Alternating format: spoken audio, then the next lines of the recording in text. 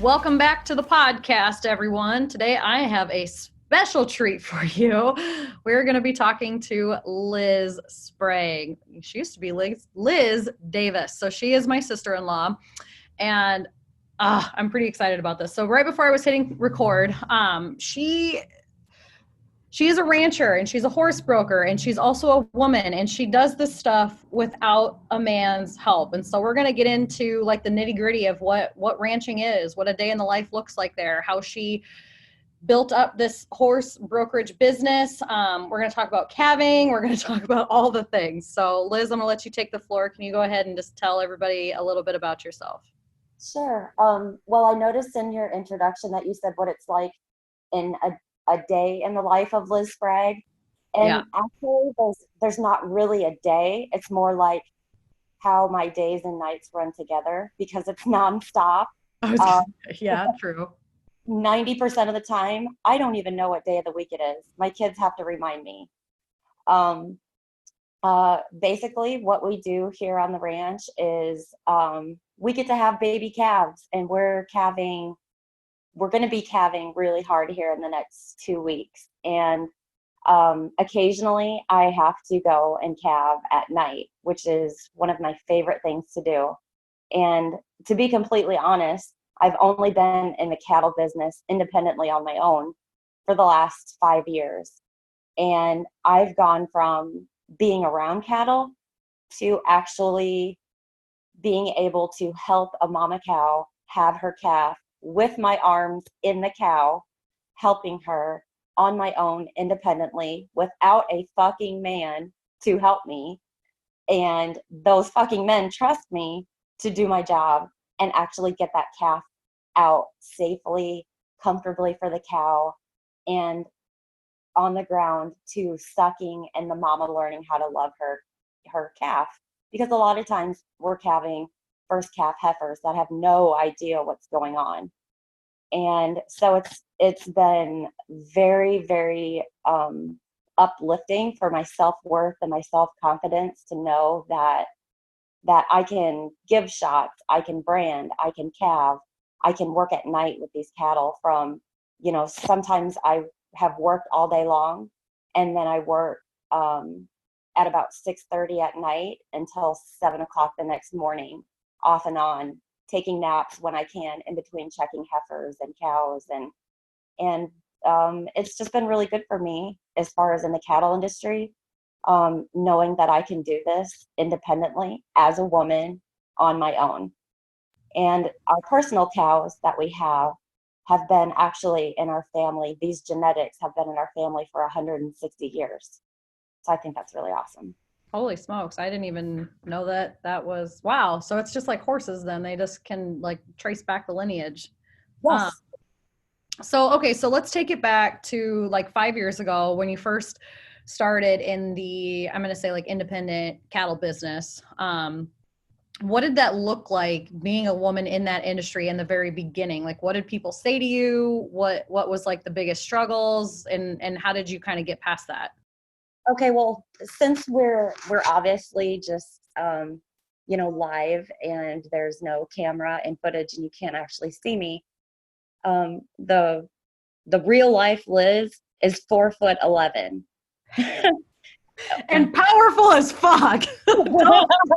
I tried to be. And so coming into that as a 4'11" tiny woman, I think a lot of people looked at me and they thought, let's give it 6 months. I give her 6 months. That's it, tops. Probably even shorter than that, they bet it on. I could, I think. But I came in with an open mind, and thankfully I have an amazing husband that is very patient, and he has taught me a lot. And my very first memory of on my own helping a cow have her calf without the fucking man around, he left for 10 minutes to go deliver something to a neighbor. And he said, I've got one that might be starting. You might just kind of watch her. Well, I go out there to check her, and she is uphill, which cows can't, do that because they run out of oxygen if they're a certain way. So she's on her side and she's not able to breathe and she is having this calf. I can't wait on my husband or that calf is going to die. So thankfully, Emmett, our 8-year-old boy, he has been around enough and has helped. He coached me through it, exactly what to do. And that 8-year-old boy is basically who started me. And after he showed me exactly how to get the feet out, and we had to reposition the cow, which was not easy because they're not light. They don't weigh 90 pounds.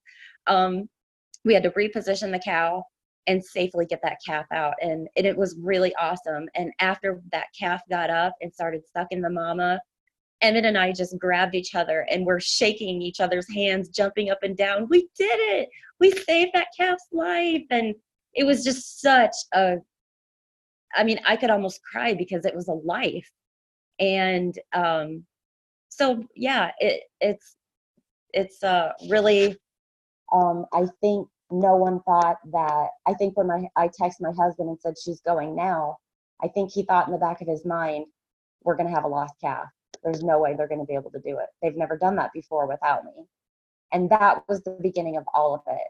That gave me the mindset of, if my 8-year-old boy can teach me how to do this, I think I can do it. I love that. I could just see you guys like sitting there and celebrating. So then what's next? You have like this new realization, hey, I can do this. This is something that, brings me joy. I saved a life. Like what's next? Oh my gosh, it was like a light bulb just exploded. And I was like, you know what? I think I'm a bad motherfucker right now. Like, I can do this shit. And so that just completely expanded my mind into how I could do more on the ranch, and that there was more that I could do besides just cooking and cleaning for the guys. Like, I could do it too. And so that kind of spiraled into, I want to learn how to rope good. I want to learn how to rope in the branding pen good. And again, with Emmett and Justin's help and a few of our neighbors, they taught me how to rope in the branding pen. The next thing I know, that next spring, I'm roping and dragging calves to the fire. And, there's not a lot of women that do that. And if that woman does do that, they've usually grown up on the ranch and they've done it their whole life. There's not a lot of people that I know of that just walk into this industry, start calving and start roping and start doctoring on their own. And so that's where it all began. Okay, so I know it's much more of like a lifestyle. I know I kind of said like day in the life earlier, but it is very much a lifestyle. So now that you're getting more into it, what does that look like, I guess? I mean, I have so many questions in terms of like, because you're not calving 24/7. Like there's a season for calving, and then, you gotta, I'm assuming like make sure that the mamas take care of their babies. And then once the babies get big enough, you have to separate them. So like, what does that all look like?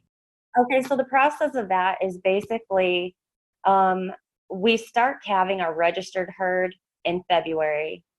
And my husband and I don't do a lot of the registered stuff. There's another guy that does that, and he does a super great job of it, which is we calve just the commercial, which means they're not registered. And so what that looks like is, so right now we're going to be calving in 2 weeks. And basically you just got to watch the cows and make sure that mama is taking care of that baby. And usually, within the first few hours, whether that mama is going to be a good mama to that calf or not.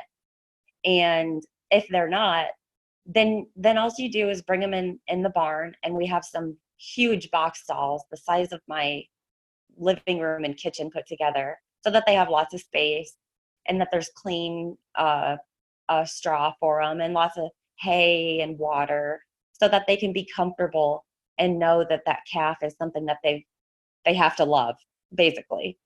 And so then we usually keep them in the barn for a couple days, make sure that they are good with their calf, and then kick them back out to pasture.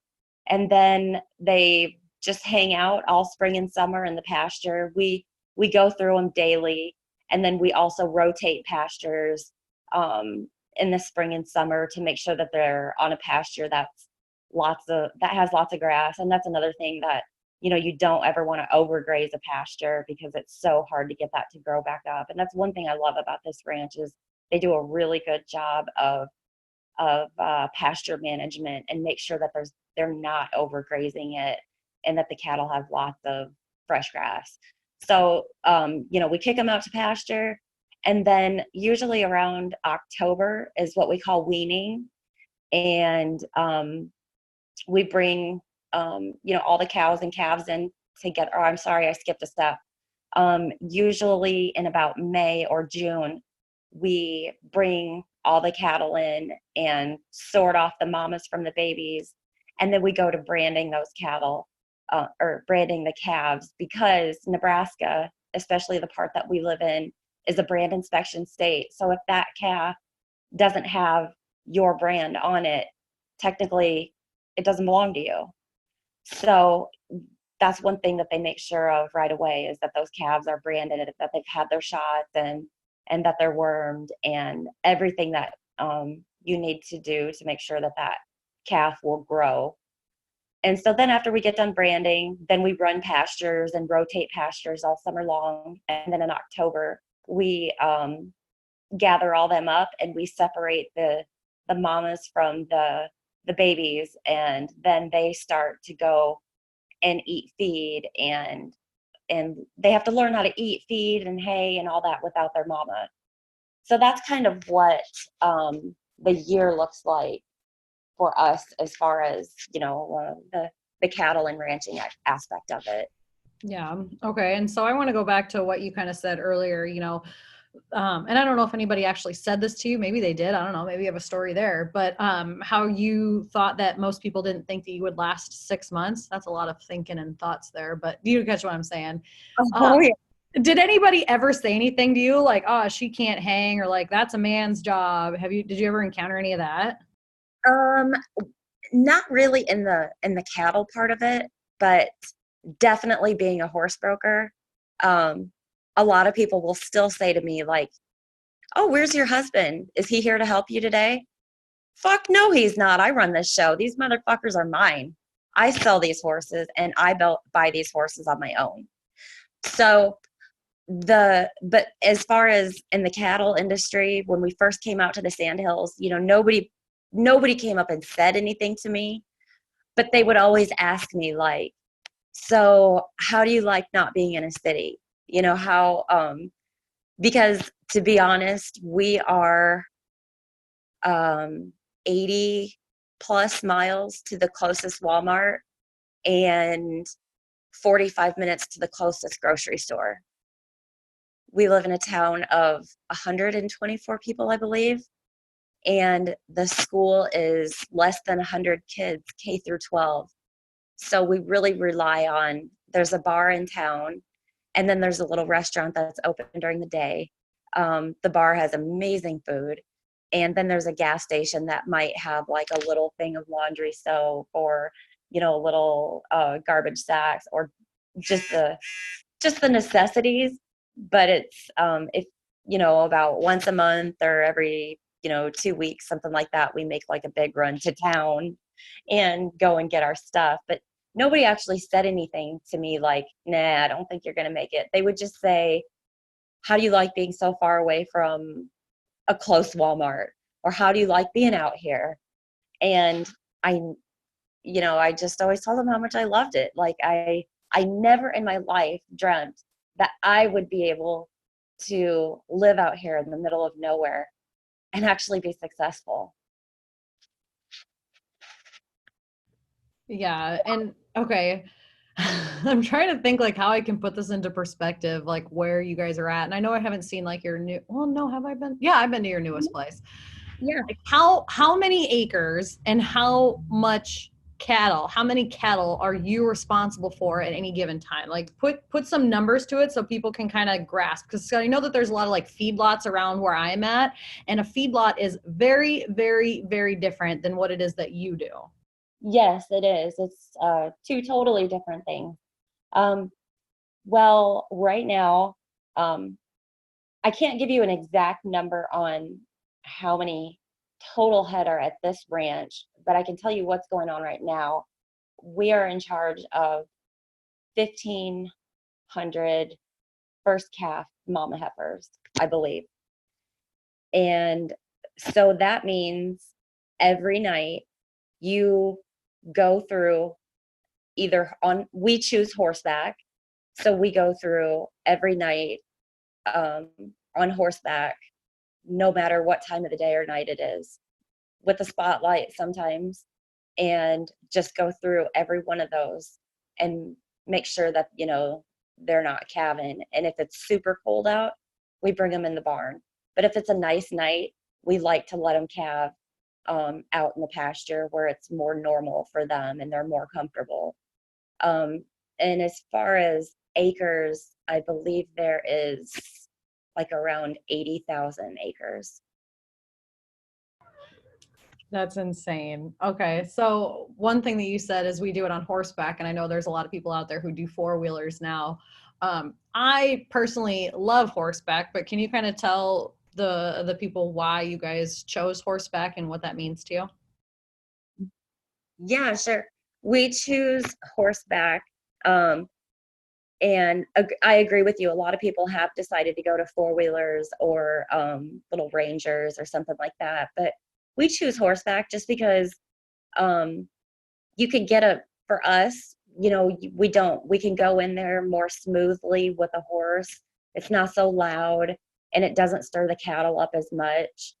And if you do have to bring a cow in that's having trouble having a baby, it's just for us, it's just easier on horseback because if that cow sees the barn and she immediately turns right, like you can't turn that four wheeler super tight to the right and then you got to back up and reverse and get her. And by then she can already be gone. And if you're on a horse, you just simply give her some space, back her up, stay behind her hips and keep her moving forward. It's a smoother process for us. And, everybody does it differently. And some ranches say we don't use horses. We don't, that's not our thing. We only use four wheelers or buggies. And yeah, horses just work better for us. I like that. So, okay, so let's talk about the horse brokerage business because I first I want you to kind of explain what that means, what that is, and then what your role is in the industry, and then we can kind of get into being a woman in that industry. Okay. Um, well, I first started when I was about 12 years old. Um, let's see, I had gathered up about 4 or 5 horses and I saw potential in them. The first horse that comes to mind is a big sorrel mare, which is ironic that she's a mare because we don't use very many mares on the ranch anymore. Um, she was a blown up barrel horse, and she would come into the gate and rear up, try to flip over. And I was like, this mare cannot be enjoying life. Like, obviously, she is not happy with what she's been doing. So let's backtrack and let her enjoy her job again. And so it took a lot of slow work in front of the gate and just walking in the arena and just getting her back comfortable. So, and I didn't give very much for her, but my thoughts on buying and selling horses is it doesn't matter how much you originally give for that horse. What matters is what that horse is worth and what your time is worth and what you put into fixing that horse to be able to find it a good job and a good home, and making sure that that horse is 100% safe and what that family would or person would like. So I first started when I was about 12 with that one horse, and she ended up winning all kinds of rodeos, all kinds of open jackpots. And I thought, what the fuck? I am 12 years old and I just fixed a horse. And I live on an acreage outside of Sioux City. And my parents were not really they were all for it, but they didn't, they weren't really involved as far as the buying or selling I of them. wouldn't call either of them really horse people though Not, either. not really. They really weren't. And so my cousins were, and they were my biggest encouragement. And we all just kind of stuck together. We all kind of rode together. And then I learned a lot from them too. So, after that horse, I thought this is really fun. Like I really enjoyed the satisfaction of fixing that horse and finding it a good home. And so that spiraled into now, thousands of horses later. And I still to this day have people kind of look at me funny when I buy horses, that they might, some of the older gentlemen kind of look at me like, how is she still in this industry? Seriously, how is a woman still able to buy and sell her own horses? Like, how can she do it? I fucking do.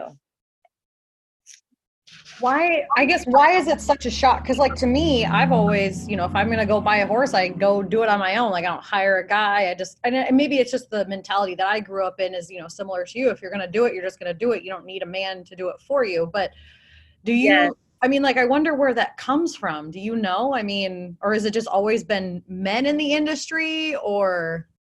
I do know a few ladies that are really successful and are really good at it.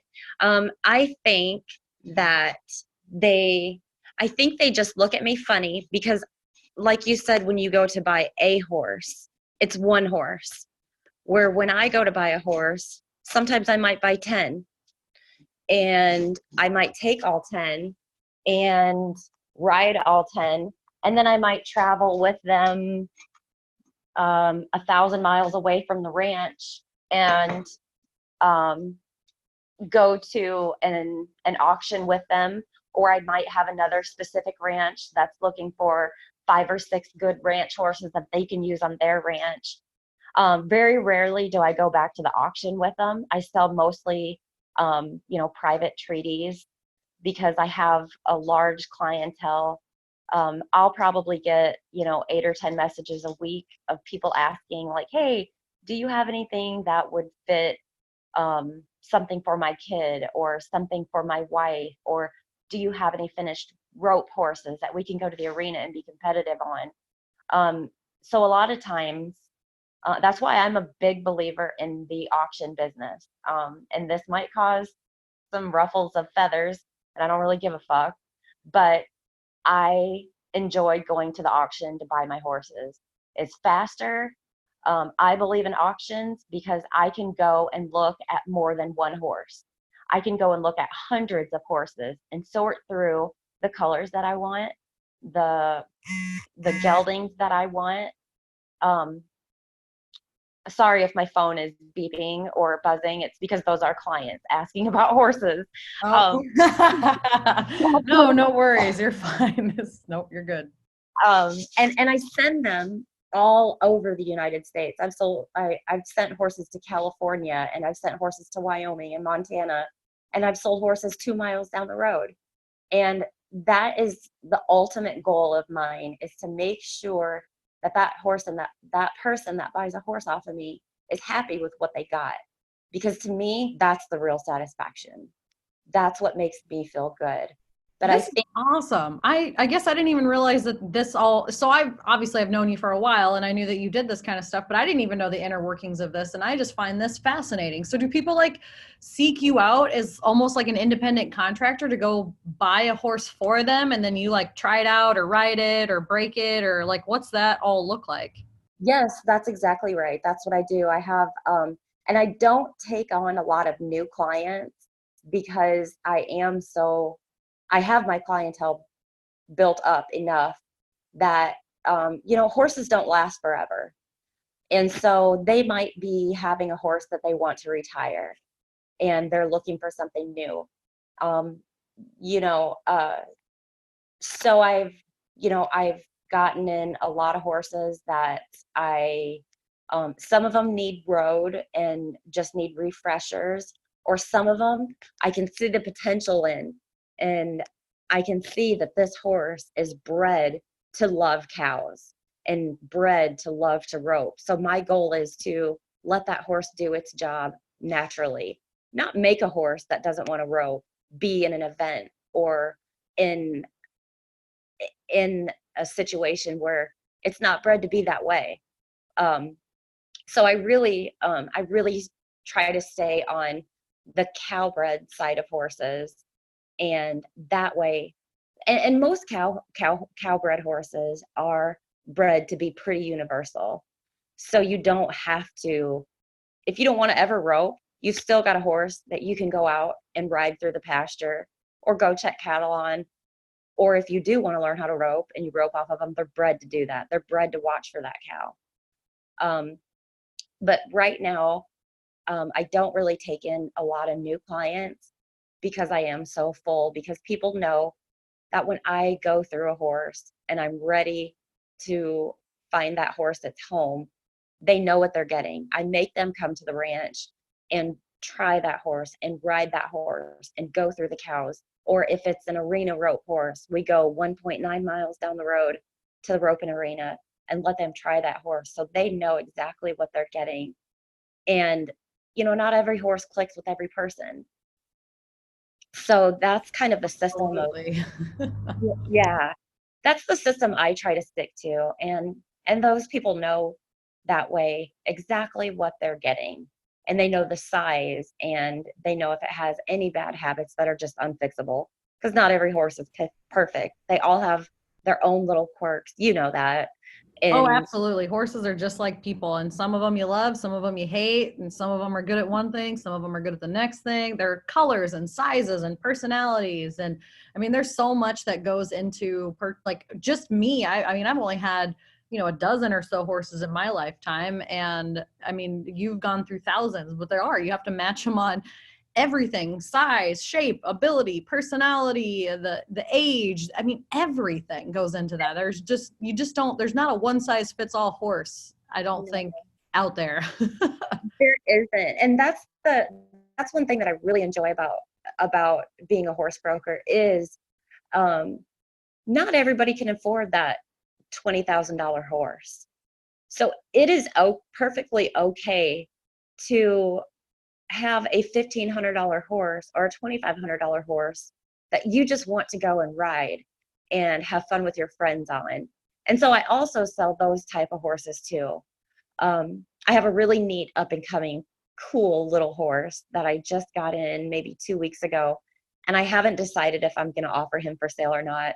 Um, I've He's only about 13 hands, and I think he'll be perfect for working cattle in the gates and stuff like that, because he's so small and he's got such a little personality, and he's cute. He's a bay with a blaze face, and I really think he's going to fit me.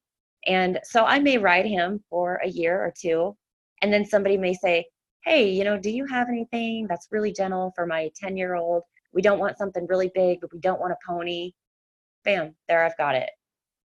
I love that.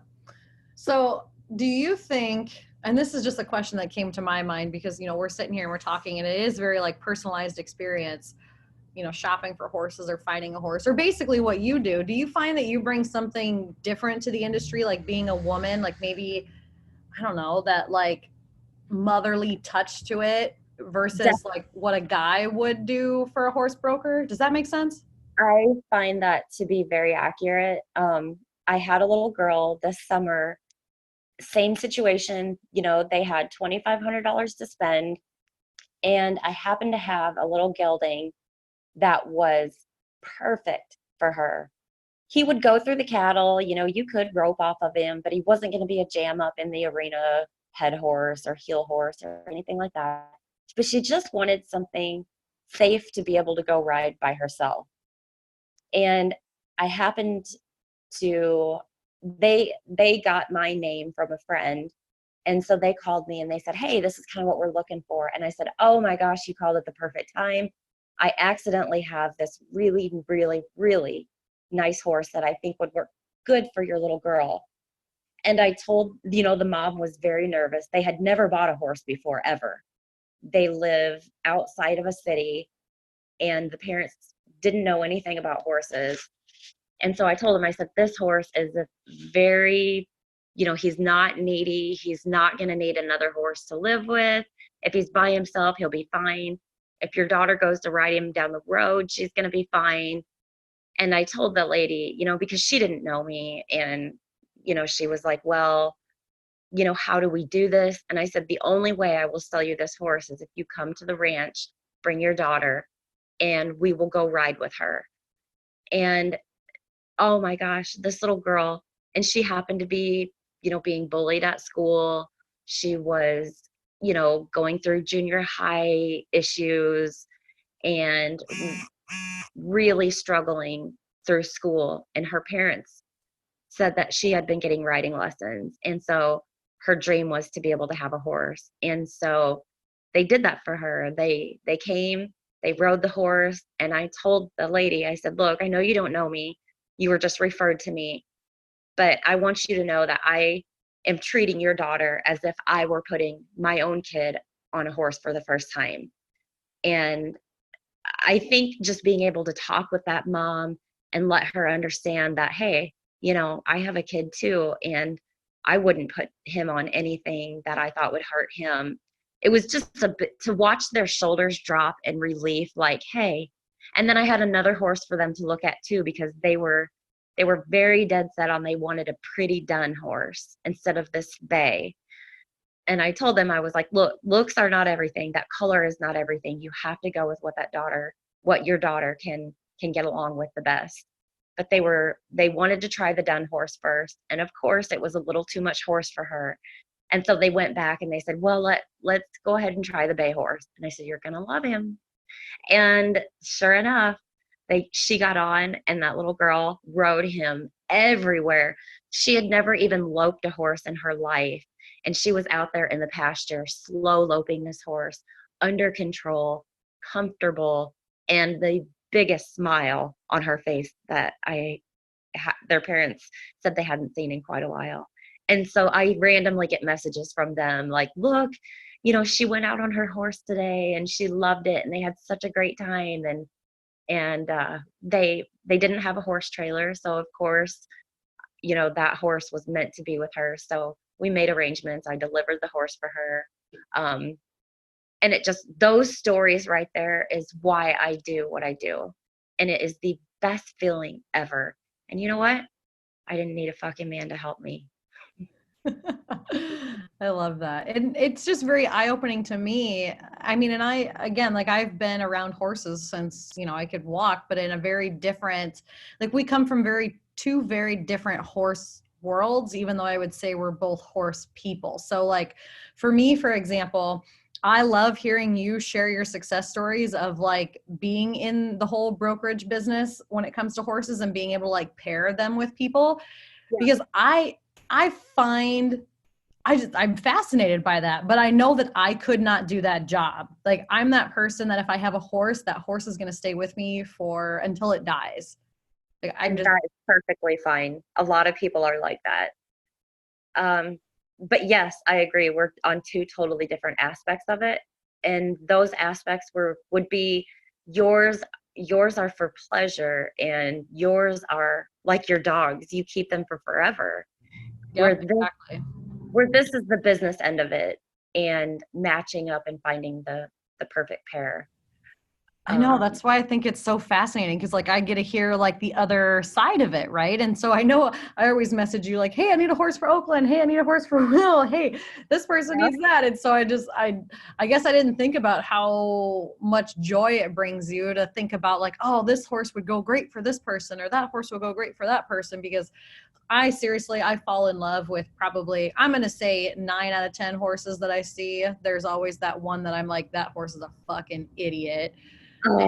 Get that horse away from me. But most of the time, I love them all in their own little quirks. But yeah, I would have a hard time letting them go. So, I mean, but somebody's got to do it. And I love that you're just oh, yep, the stories, the stories are what's it all about. Yes, and it does. When I see the little girl or the guy that found his favorite rope horse or the high school student who found a horse. I sold a horse a while back.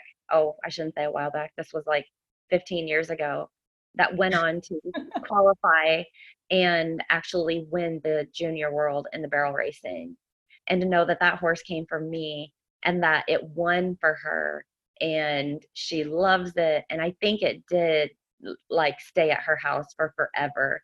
But I mean, just seeing those stories is worth it to me to be able to part with that horse to let somebody else have that opportunity to thrive from. I love that. And I think that you do have quite the advantage being a woman in the horse industry, because I know horses are very intuitive animals, like they can read people well beyond you know what I mean? Like they mirror however we're feeling, right? And if you can kind of read that horse and communicate with that horse, I suppose that just helps you better understand who you can fit. That Definitely. person that you could fit. Am I making sense? Yes, because I do have horses here that are definitely fit for my husband and no one else, because he can put up with their insanity and they can put up with his. And then there's horses that fit me better, and then there's horses that fit Emmett better, and then there are horses that I can't fix. And so then I have a friend that I call and he'll say, oh, I've got the perfect guy for him. He can fix him. Great. Here he is. I'll send him to you. Yeah, yep, done with that.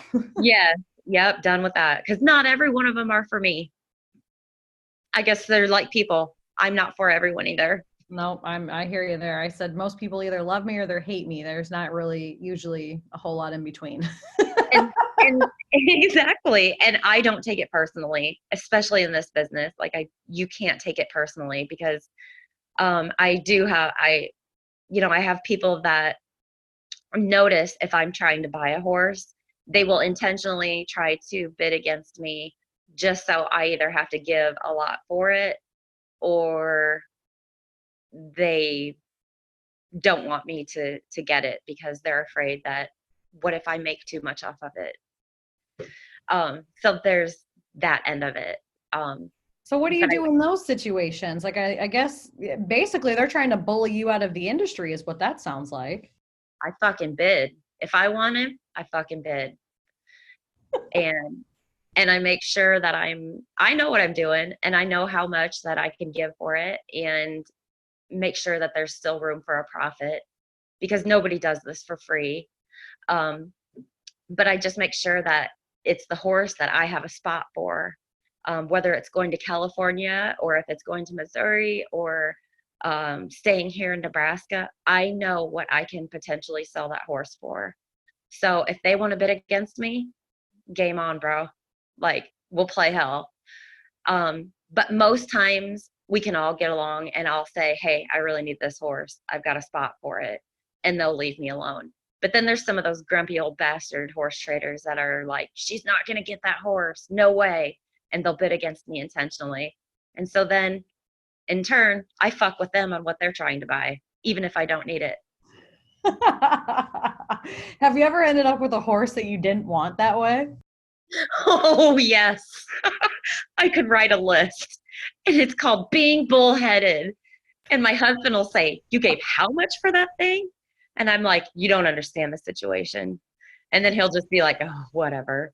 But at the end of the day, my goal is to find that horse the right place, even if I have to give too much for it. And I love it. I wouldn't trade that life for the world. I love working with my horses. I love working with my cattle. There is no greater satisfaction for me personally than to know that I saved a baby calf's life or helped that mama be able to have that baby calf, and know that I got to use my own personal horse to get that done. And the pictures and the videos that we have of that getting done is like, again, not for everyone, and then a dream for some people. it can be very overwhelming and it can be exhausting because sometimes there's not just one cow having a calf at a time. You might have 10 or 20. I couldn't imagine having to be watching 20. I would probably be that. Well, I would be like, wow, this is really cool. Wow, this is really cool. Holy shit, there's 20 babies being born. What do we do? What do? We pick the one we think is going the furthest, the fastest. And I never in my life thought that I could be like a cow gynecologist, if you may. That's basically what it is. Yes. Having my arms up in there and being able to rotate that calf myself to be able to help that mama push her out. That's insane. It's and to watch that baby calf open its eyes for the first time and take its first breath on its own, and the first thing it saw in its life was me. Oh my gosh, I almost cry every time. It never gets old. Do cows imprint? Do you know what I mean? Like where they like follow, like I know when I was younger, they always say, you know, ducks and geese and chickens, maybe it's just a bird thing, but like they imprint on people. Mm-hmm. And I know somebody has said this, like horses, like the horses can usually be more tame the more you handle them when they're younger. But like, do cows do that? Do they like remember you? Is that a weird question to ask? No, that's not a weird question, but even Emmett's shaking his head no with me. But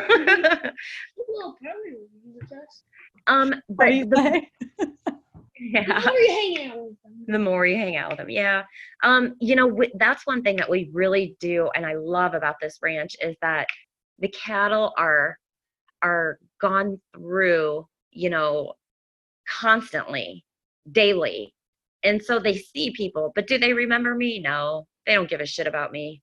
As long as you feed them, right? Yes, exactly. Give me my food. I don't care about you, woman. But of course I would get a call right now. As soon as you know, they're born and stuff, and continuing throughout their life to, you know, check on them and then stuff like that, then they're more gentle when you go to move them on horseback or with a four-wheeler or a buggy or whatever. They are easier to move and they don't run through your fences and stuff like that. But no, they don't remember me, but it does help to just keep them gentle that way versus some ranches out west, like in Nevada, they might not look at their cattle but like once a month or, you know, every few weeks, because they're in a totally different terrain than we're in. So I know when we get cattle in from different states, I won't name those states, but if we get cattle in from those states, I'm like, oh fuck, we got cattle in from that state, shit, like no one, and they'll be just wild, bouncing off the fence. And I was gonna say, how does that transition go? Rough. I'm not gonna lie, it's pretty rough. So you can definitely tell that the cattle here on our ranch are super gentle, and a lot of that again will go back to the genetics from those bulls and those cows. Genetics play a huge factor in this industry. I feel like we could have like a whole nother episode on just genetics. I feel like there's so many questions I want to ask about, like when the cows get pregnant and what you guys, like how you determine who's pregnant versus who's not. I mean, there's just lots of, I mean, I don't know how much you can get into. I know we only have about 10 minutes left, but I feel like there's a whole nother episode on just the inside scoop of being a rancher. And it all begins with the bulls. They test the bull. I'll give you a quick rundown. They test the bulls to make sure that their semen is productive. And then there is a type of feed that will go out to the heifers and cows. So that way they all come in season at the same time. Some of the cows are artificially inseminated and some of them are bull bred.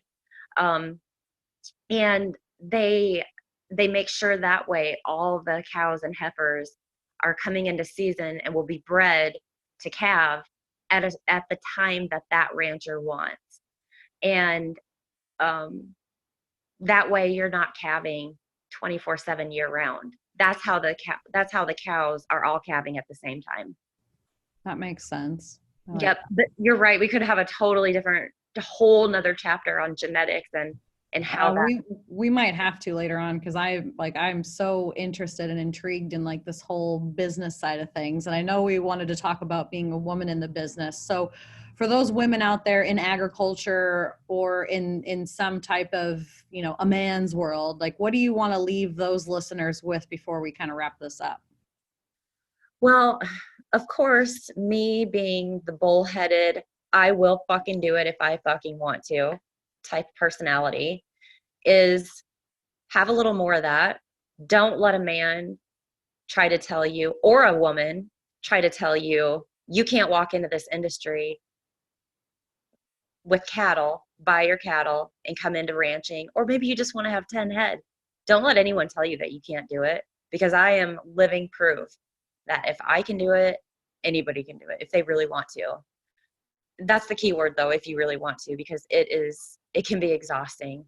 I know that there was, let's see, last week I had went on 6 hours of sleep in 3 days. Holy shit. Yeah, I was really tired after that. I wonder why. Okay, let's talk about those 3 days before we wrap this up. What were those 3 days consisted of? Because I know you're, you know, horse stuff, cattle stuff, and then the other stuff too, like all the stuff. Tell me. Well, I also help out for a company down the road that works with cattle as well, but I work at nights for them. And so I start at about 4:30 in the afternoon, and then I leave at 6:30 the next morning. And basically what I do is I just make sure that those cattle have hay and water and feed, and that they're taken care of. And there's no calving involved with that, but basically it's just running through the cattle constantly and making sure that they're taken care of. And so that can be, and so then after I'm done with that, I get to come home and make sure that Emmett, our third grader, who is always on it in the morning, he's standing here with me, he is ready for school on his own. And this has taught our kids to be independent and know that, hey, if I'm hungry, sometimes I got to get my own food. He could cook eggs on his own and bacon, and he says he might do that right now. And he's like, I'm hungry. I might just make some eggs. Mom said I can do it. But it's taught our kids very early on in life that mom and dad have to do what it takes sometimes, and you have to pull your part too and survive. And so we've thrown in the mix a foreign exchange student from Spain, and I'm really excited to see what he thinks of our calving season. And especially the brandings and the castrating during the brandings. I can't wait to see what he thinks of that. Oh my God. I'm going to have to get those dates and then come out and just like walk around with a GoPro on my head. Oh my gosh, you have to. I will give you the dates of brandings, and yeah. Oh my gosh, it is just a blast. And that is a huge community bonding time too, because everybody gets together and all the neighbors help each other. That's one of my favorite things out here. It's called neighboring. Oh, we neighbor with so-and-so. That means you help them when they need it, or you brand with them and you help them for free, because in return, they come and help you. And basically your payment for helping them is a bomb ass food after the branding. And it is so much fun. Because always there is a story like, oh, did you see that one calf that ran over so-and-so? Like, ha ha ha, I bet he almost shit his pants. You better check your drawers, boy. So I love the community out here. There might not be many of us, but the ones that are here are super genuine, and everyone is here to help the other rancher thrive. I love that. That's awesome. Yeah. So how can people find you? How can they learn more? Oh, well, I guess they could Facebook me at Liz Davis Sprague. Or my phone number is 308-458-8176 if they have any horses that they might need or want, or cattle or bulls or bred heifers or open heifers, first calf heifers, calves, you name it, we do it all. I love that. Well, thanks for taking the time to chat with me today. I feel like I need to just have like a one-on-one with you and learn all the things. I feel like I've learned so much in an hour and I have like a million questions. I'm sure everybody else does too. So maybe we'll have to do a Liz part 2 at some point. But I appreciate you taking the time to, explain what it is that you do and how being a woman in the industry plays out. So you're welcome. And we love company. So we have lots of room here on the ranch for extra company. So anyone is always welcome to come out, visit us, see the ins and outs for themselves, how this all happens. And hopefully they won't say these people are really fucking crazy, or I don't know, maybe they will, but it's definitely an experience. Maybe they will, and who cares? They'll have fun doing it. I will still have fun doing it. Or maybe at the end of this podcast, people will say, that bitch is fucking crazy.